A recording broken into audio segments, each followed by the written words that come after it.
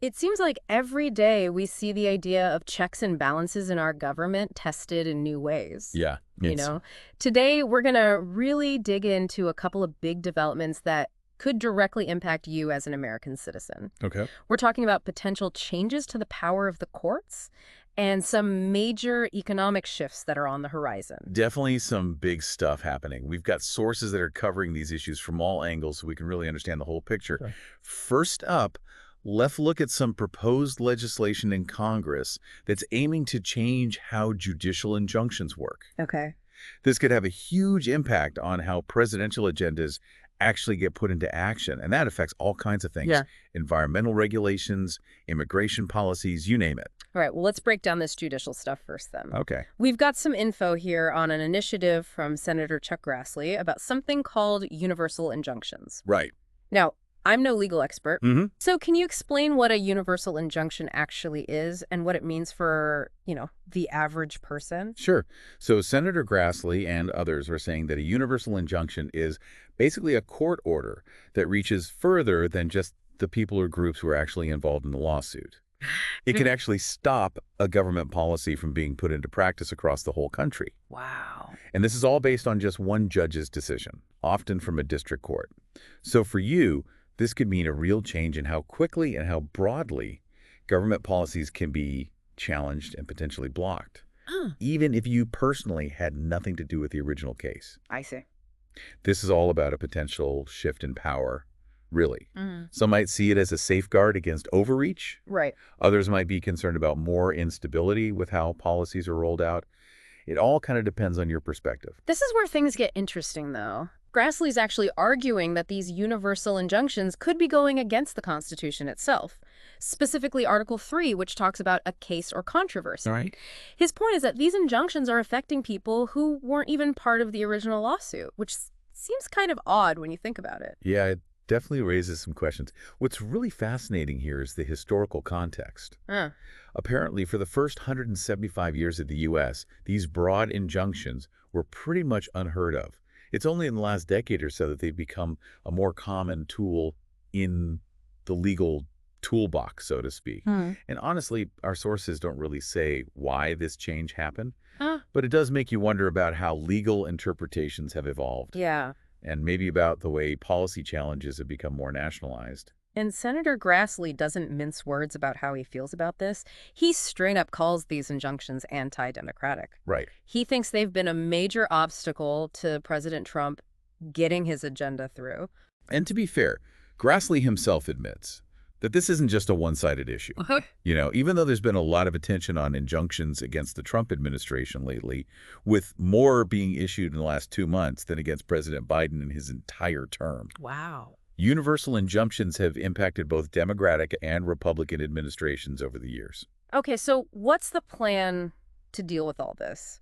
We've got some info here about the Judicial Relief Clarification Act of 2025, the JRCA. Right. What exactly would that do to the way our courts work? The JRCA is putting forward a few big changes. Okay. First, it wants to stop federal courts from issuing relief to people who weren't directly part of the lawsuit. Okay. So basically trying to end these universal injunctions altogether. I got you. Then it would usually require those looking for that kind of broad nationwide relief to go through the class action process. Class action lawsuits are those big cases where a whole bunch of people with similar complaints team up for one legal fight. So the JRCA is basically saying if you want a court ruling to impact the entire country, you got to go through this more rigorous process. Interesting. Make sure it's really justified. So less of a chance for a single judge in, say, California to block a policy for everyone in the whole U.S. Exactly. That's the idea. Gotcha. Plus, the JRCA wants to make temporary restraining orders immediately appealable. Oh, okay. So that could speed up the review process by higher courts. And lastly, it's trying to make the role of the courts clearer within our government.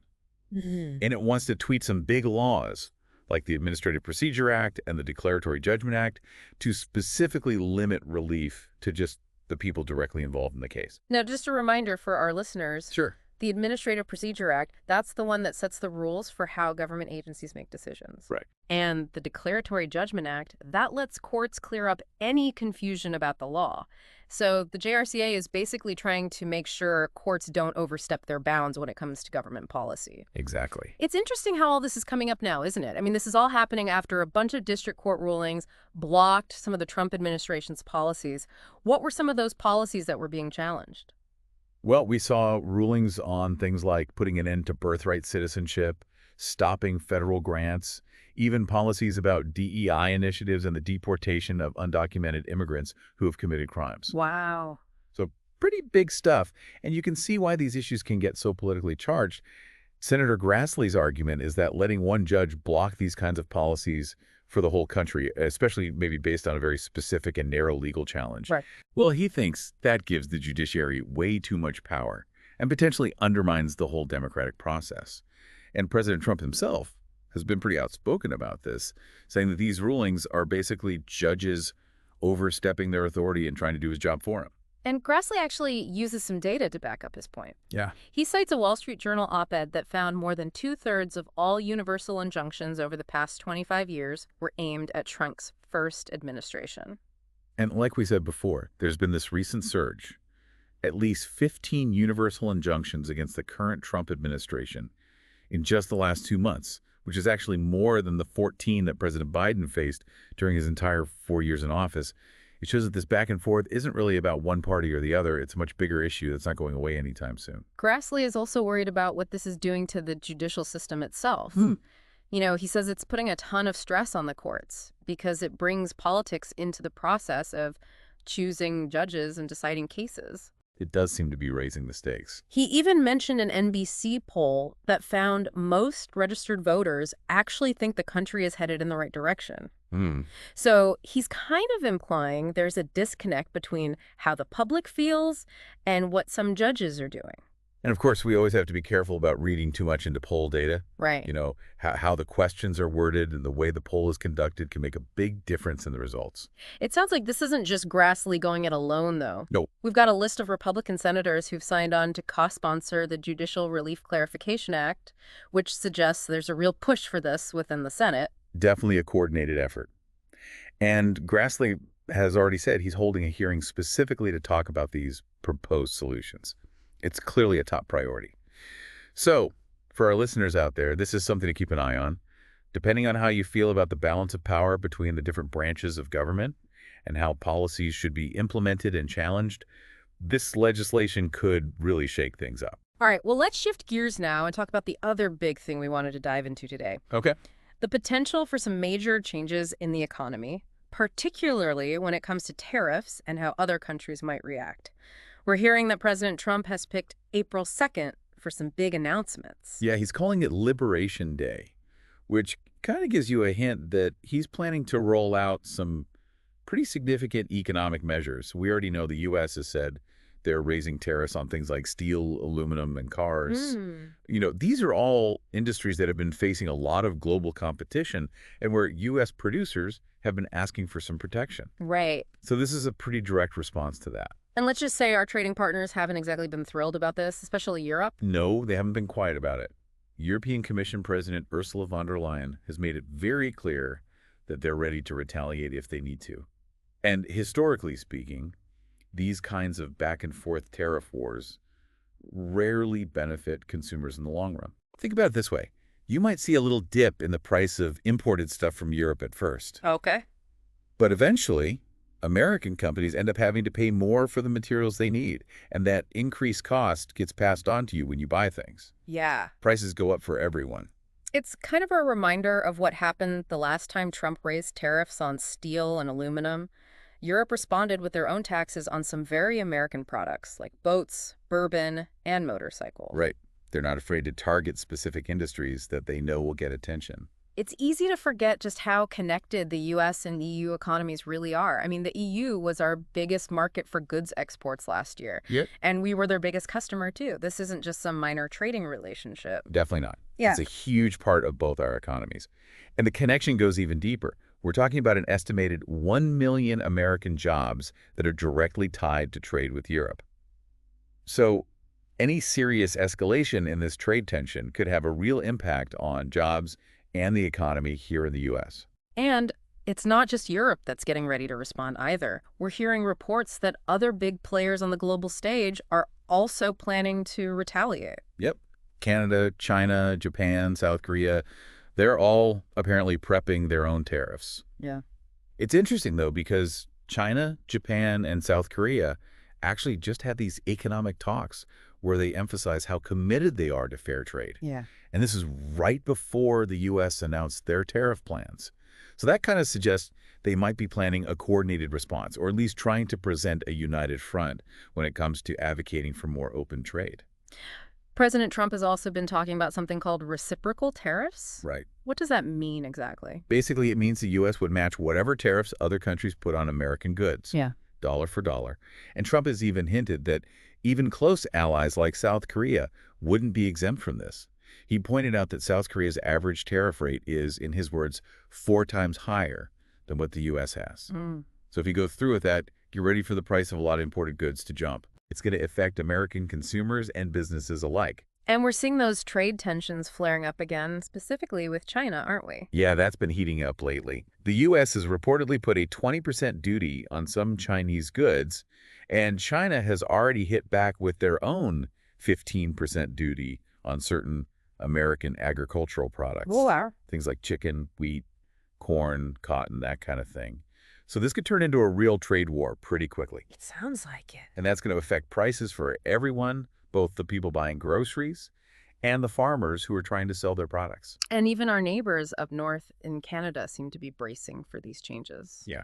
Canadian Prime Minister Mark Carney spoke directly with President Trump and said Canada's ready to put their own tariffs in place if they have to. It's all about protecting Canadian workers. But what's interesting is that the tone between Trump and Carney seems a lot more, I don't know, maybe a bit more constructive than it was with the previous Prime Minister, Trudeau. So maybe that means they'll be able to work things out a bit more smoothly.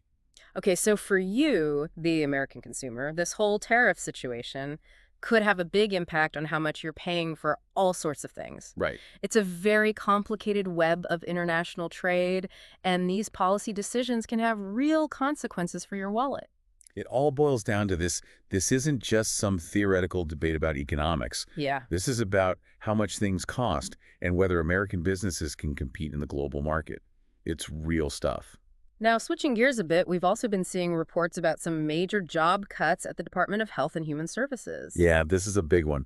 They're reportedly looking to cut a whopping 10,000 full-time positions at HHS. Wow.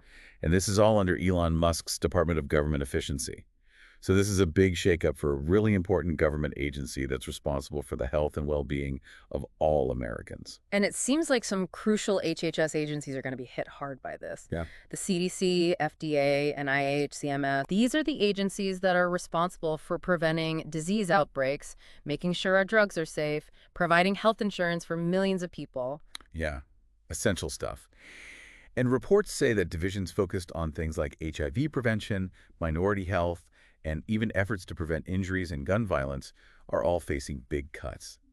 And, you know, there are already concerns about these changes. The website for the Office of Minority Health actually went down for a while, which kind of underscores how sudden and disruptive this all is. Yeah. It's definitely unsettling. And we're also hearing that the FDA's entire Office of Media Affairs is being eliminated. Yeah. Plus, they're cutting back on divisions that handle things like approving new drugs, regulating health insurance, and preparing for infectious disease outbreaks. Yeah. I mean, this could really slow down how quickly new medications get to the people who need them. You could. And it might make it harder to respond effectively when a public health crisis hits. Right. And there's also talk about creating a whole new entity called the Administration for Healthy America, or AHA. And this new agency could end up taking over some of the work that's being cut from other departments. But we're still waiting to see how this is all going to play out and what it'll actually mean for the services people depend on. There's one move in particular that's been getting a lot of attention, though. Dr. Peter Marks, who is the FDA's top vaccine regulator, has reportedly been removed from his position. Right. And that's raised concerns about whether people will trust vaccines as much as they used to, and about the whole process of regulating vaccines. Yeah, that's a big one. And we're hearing a lot of pushback against these cuts from people who work in public health and from some Democratic lawmakers. Oh, yeah.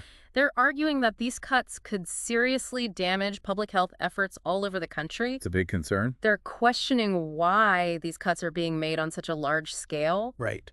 And they're worried about the long-term consequences for the health of Americans. It's definitely a debate worth having. Switching gears again, there are also some special elections happening for the U.S. House of Representatives down in Florida. Oh, right.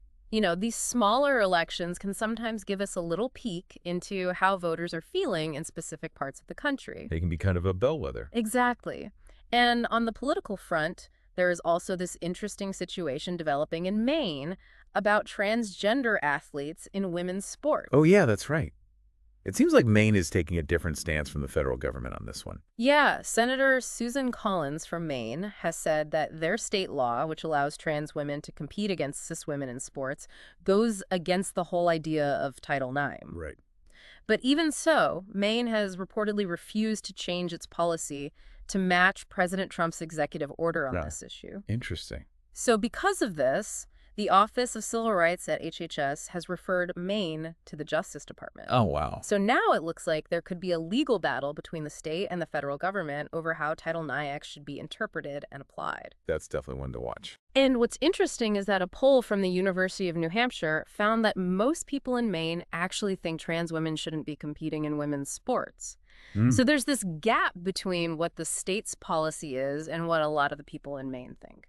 Yeah, that's a tricky situation for sure. Now, last but not least, we came across this pretty alarming report from a former advisor to Ukrainian President Zelensky. Well, right. He's suggesting that there's a scorched earth plan in place in Ukraine that could involve destroying nuclear power plants if Russia wins the war. Yeah, that's a scary thought. And it's especially unsettling given that President Trump once suggested that the U.S. should be involved in overseeing Ukraine's nuclear facilities.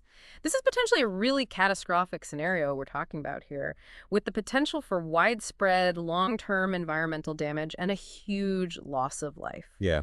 It really makes you think about the Chernobyl disaster and the lasting impact that had. It's a sobering thought. Well, I think it's safe to say that we've covered some pretty complex and rapidly changing situations today. Definitely. From potential shifts in power within our government to major changes in international trade to domestic policy decisions with huge implications. All these things happening right now could have a big impact on you as an American citizen. Absolutely. So it's more important than ever to really understand the nuances of these issues. Right. From the intricacies of how our government is supposed to keep itself in check to the interconnectedness of the global economy. It's all connected. Staying informed and engaged is key. And it's crucial to think about how these different areas we've talked about today might intersect and affect each other. Yeah. Like, how could limiting the power of the courts to issue injunctions impact the way new economic policies are put into practice? And how might trade disputes with other countries influence the decisions our government makes here at home? That's a really good point. It's all a big puzzle. And it brings us to a really important question for you, our listener, to think about. As all this unfolds, what's your role in all of this? How can you understand these issues, talk about them, and maybe even influence the direction things are headed? Yeah. We encourage you to take what we've discussed today, do your own research, and find different perspectives as these stories continue to develop. It's an ongoing conversation. For sure. And we all have a part to play in it. Absolutely. So stay engaged and keep those critical thinking caps on. Couldn't have said it better myself. Well, that's all the time we have for today's deep dive. It's been a good one. Until next time, stay informed and stay curious. We'll see you then.